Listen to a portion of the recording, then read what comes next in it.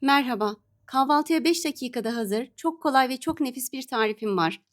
Bir yemek kaşığı tereyağını ve bir yemek kaşığı zeytinyağını eritelim.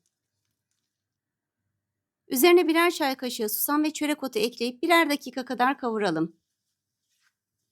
Beni hangi ülkeden ve şehirden izlediğini yazar mısın? Sizleri tanımak çok mutluluk verici. Bir yemek kaşığı domates salçası ekleyelim ve karıştıralım.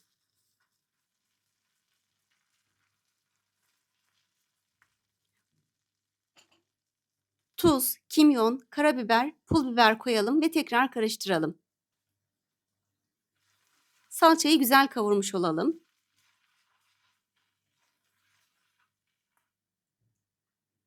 2 adet yumurtanın üzerine yarım çay bardağı süt koyalım ve çırpalım.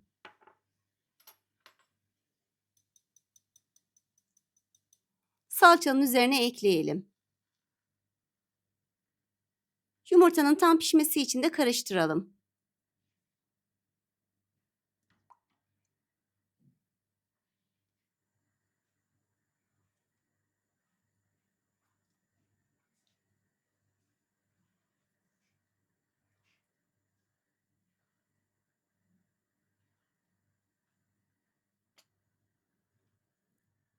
Üzerine kaşar peyniri koyalım.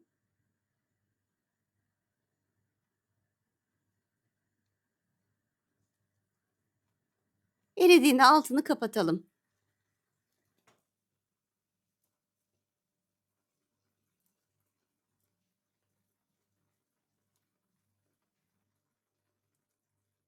Ekmek bana yiyebileceğiniz çok lezzetli bir tarif. Afiyet olsun.